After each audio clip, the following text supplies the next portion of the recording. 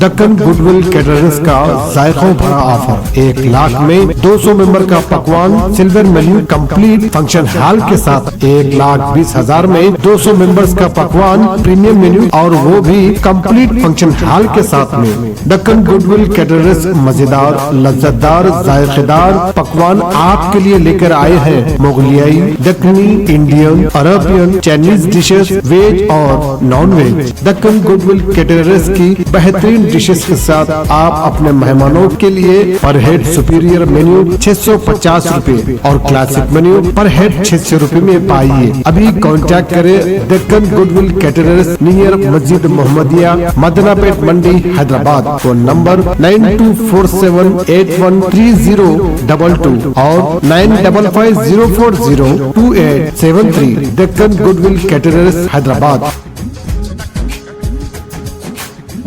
मजलिस इत्तेहादुल मुस्लिमीन काम की बुनियाद पर अवाम के वोट हासिल करते आई है। आज जरूर पूरे मुल्क में मजलिस की एक अलग पहचान है।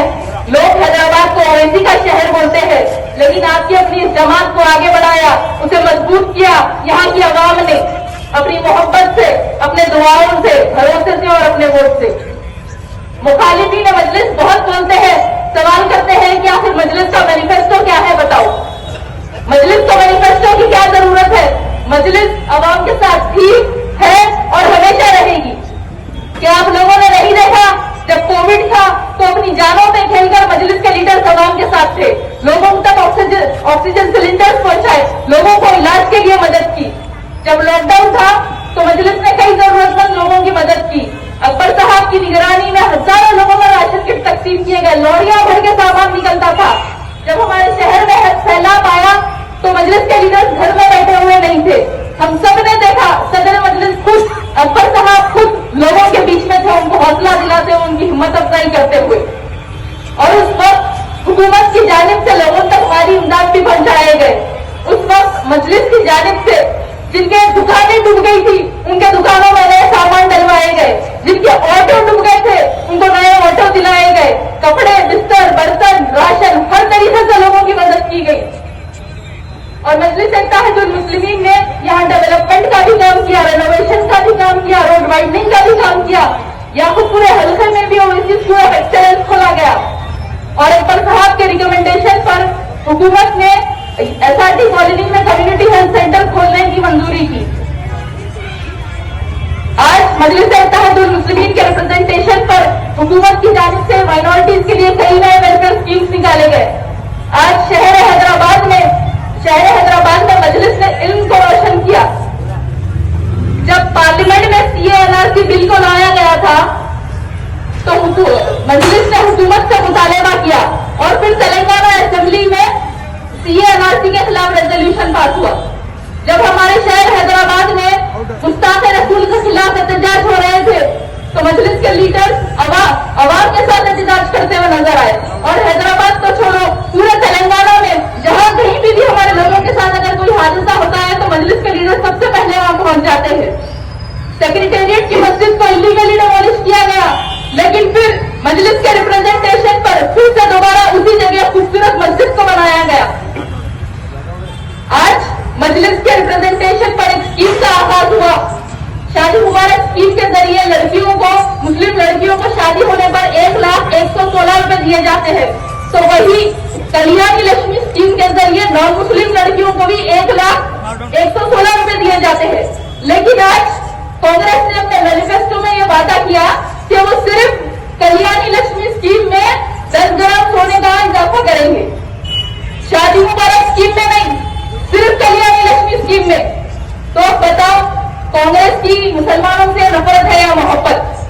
और जो 4% रिजर्वेशन आंध्र प्रदेश की हुकूमत ने मुसलमानों को दिया था तब मजलिस यूपीए के साथ अलायंस में थी, तो वो रिजर्वेशन भी जो है मजलिस के रिप्रेजेंटेशन पर मिला।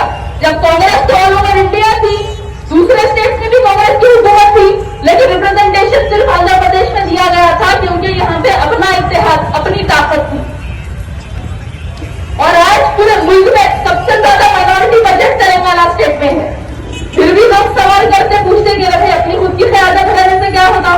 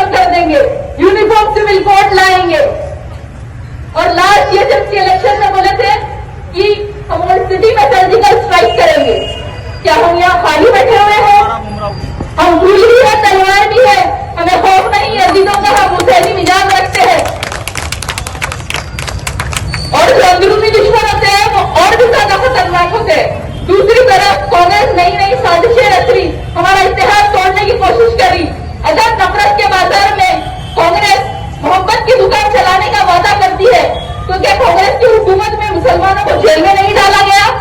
क्या कांग्रेस की हुकूमत में फसादात नहीं हुए? क्या कांग्रेस की हुकूमत में मुसलमानों का कत्लेआम नहीं हुआ? क्या कांग्रेस की हुकूमत में बाबरी मस्जिद के ताले नहीं खोले गए? क्या कांग्रेस की हुकूमत में बाबरी मस्जिद की शहादत नहीं हुई? क्या यूपीए कानून में कांग्रेस का कोई हाथ नहीं? क्या एनपीआर को कांग्रेस ने नहीं इंट्रोड्यूस किया था? क्या यूनिफॉर्म सिविल कोड को कांग्रेस ने नहीं इंट्रोड्यूस किया था? क्या कांग्रेस के लीडर नरसिम्हा राव ने नहीं कहा था कि मुसलमानों के कानों में शीश भर दो?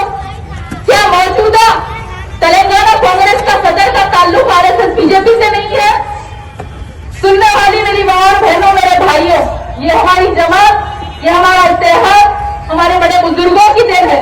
अगर आज से 65 साल पहले फखरे मिल्लत अब्दुल वाहिद ओवैसी ने मजलिस इत्तेहादुल मुस्लिमीन का आगाज नहीं किया होता, अगर हमारे बड़े बुजुर्गों ने सही फैसला नहीं लिया होता, अगर हमारे बड़े बुजुर्गों ने सुल्तान सलाउद्दीन ओवैसी को मजलिस का पहला एमएलए नहीं बनाया था, तो आज हम यहाँ शान शौकत से नहीं रहते, आज हमारे शहर में अमन नहीं रहता। तो आप लोग बहरूपियों के, मुनाफिकों के, मुखालिफों के,